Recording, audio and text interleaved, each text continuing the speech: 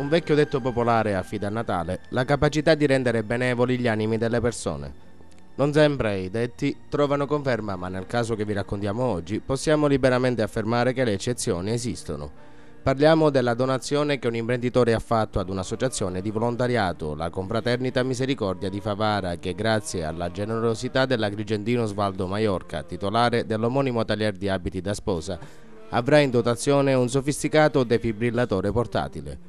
Un gesto sicuramente nobile, quello compiuto da Maiorca, che consente ai volontari della confraternita che ha sede in via De Gasperi di intervenire anche in situazioni critiche, quali ad esempio l'arresto cardiaco, che può essere risolto solo mediante l'ausilio del defibrillatore.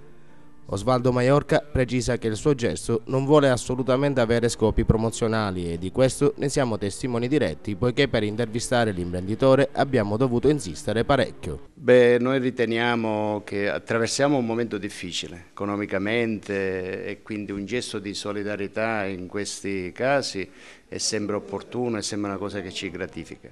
Vorrei soltanto aggiungere che Favara è una città che a noi sta molto a cuore. Ci ha dato molto, ci dà molto e quel piccolo gesto che stiamo facendo non compenserà mai tutto questo. Da ieri quindi nella città di Favara sono presenti 3 defibrillatori, di cui uno in dotazione al poliambulatorio, uno sull'ambulanza del 118 e l'altro a disposizione della confraternita guidata da Giuseppe Castronovo. Devo ringraziare il signor Maiorca del dono che ci ha fatto, un gesto nobile dove ci permetterà di aiutare tante persone nelle manifestazioni. La consegna dell'importante strumento salvavita è avvenuta nella sede della confraternita stessa, alla presenza tra gli altri dei volontari e del dottor Antonio Arnone, che in qualità di istruttore BLSD regionale ha illustrato ai presenti il funzionamento e le potenzialità del defibrillatore stesso. Allora, l'importanza dei defibrillatori ormai è stata assodata a livello mondiale, che sono delle macchine salvavita. Fondamentalmente senza queste macchine alcuni processi che portano esclusivamente a morte non possono essere interrotti. Di conseguenza questa è una macchina che deve essere utilizzata il prima possibile e a maggior ragione deve essere presente sul territorio con un numero elevato di pezzi, insomma.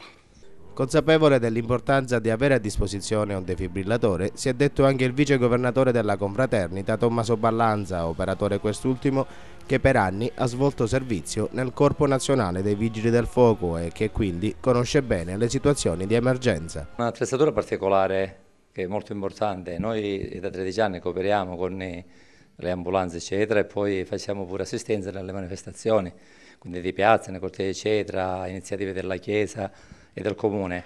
Per cui avere questa attrezzatura che permette che in caso di arresto cardiaco giustamente o si interviene nell'arco di 3-4 minuti oppure non serve più, perché la persona dopo 10 minuti diciamo che passa dalla morte così apparente a quella biologica definitiva dopo 10 minuti.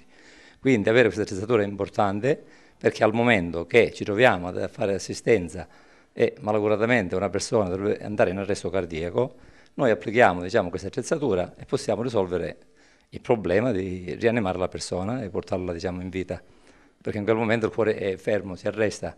Solo questa attrezzatura può fare la rianimazione, si chiama cardiopolmonare, perché anche a fare il massaggio cardiaco uno può farlo 10 minuti, un quarto d'ora per tenerlo in vita, ma ci vuole sempre questa attrezzatura per far ripartire il cuore in modo naturale.